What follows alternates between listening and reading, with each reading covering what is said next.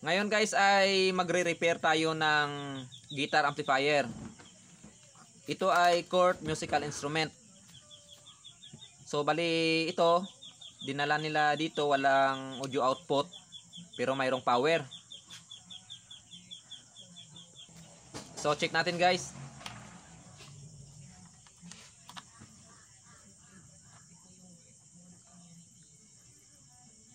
So ito wala talagang audio output. Wala talaga guys. So check natin guys.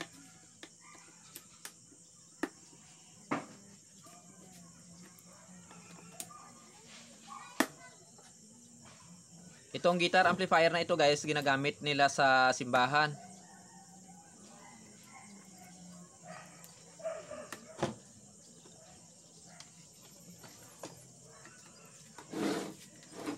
So ito ang itsura niya sa likod. Bali makikita ang speaker, walang takip.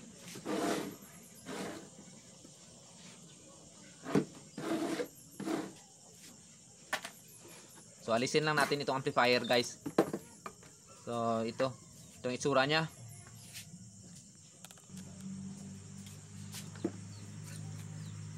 So linisin muna natin ng konti.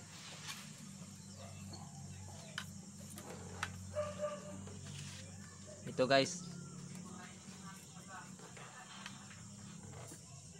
Mayroon siyang parang string na dalawa. So ito guys ang audio IC. Mayroong biyak. Mayroong sunog kunti. So alisin natin guys, palitan natin.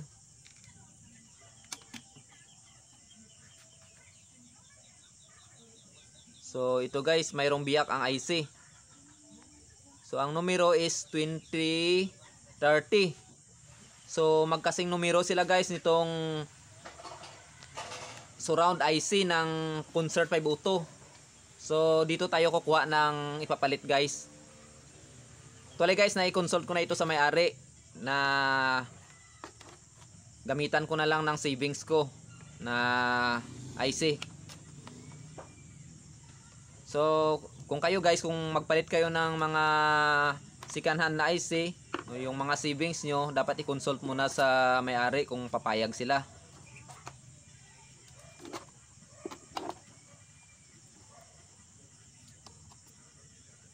So para sa akin guys, mas matibay pa itong IC na ito kaysa sa magbili tayo. Kasi itong concert na ito is original. Itong concert 502 na pinagkuhanan ko nitong IC na ito is original. So ibig sabihin itong IC natin is original.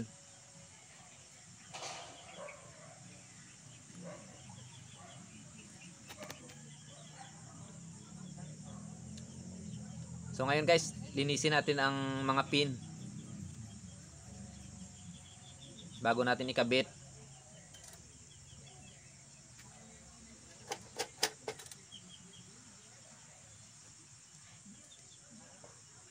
So pull out na natin itong sirang IC guys.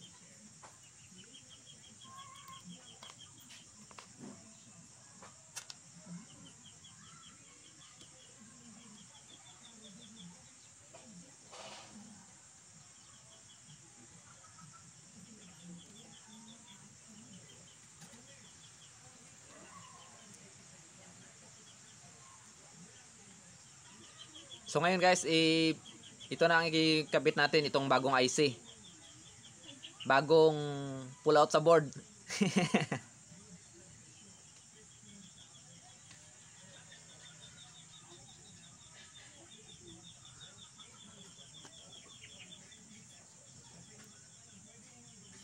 So sa paghinang guys, huwag nyo masyadong applyan ng sobrang init itong paa ng ating mga IC kasi napaka-sensitive ng audio IC na ito.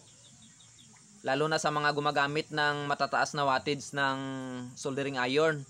Ako kasi noon guys, na-experience ko ito, hindi gumana kasi nasobrahan ko sa apply ng init.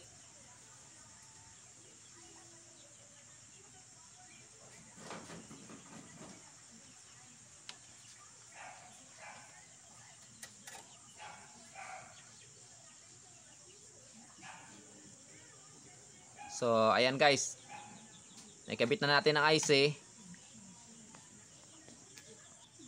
Ngayon guys, mag-a-apply tayo ng silicone para makatulong ito guys para sa pag-absorb ng init ng heatsink dito sa ating IC.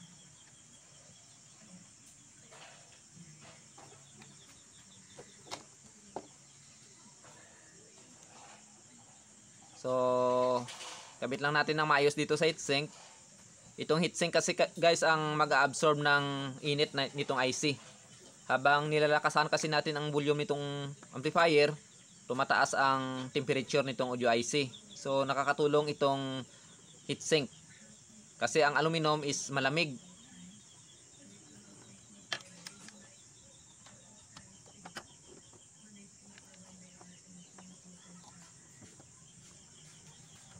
So, ayan guys, ngayon kabit na natin sa socket.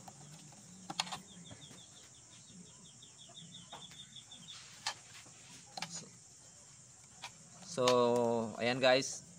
So, mayroon siyang dalawang parang string guys. So, sa nakakaalam kung ano yan, paki-comment sa ibaba. Kasi hindi ko alam kung ano ang function nito dito sa amplifier.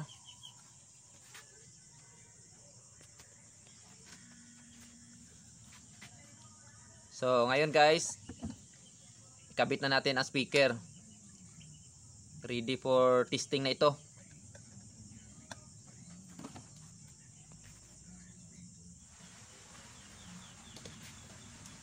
So, lagyan natin ng audio signal guys. So, check natin kung gagana na ang unit.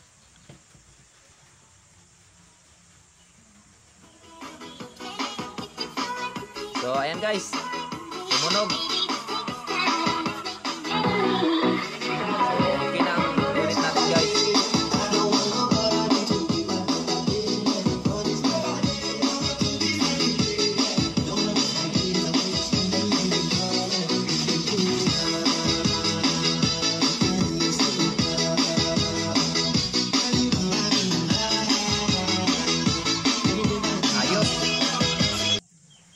Okay guys, isang unit naman ang natapos natin ngayong araw. So samahan nyo pa ako sa mga susunod nating mga video. Salamat!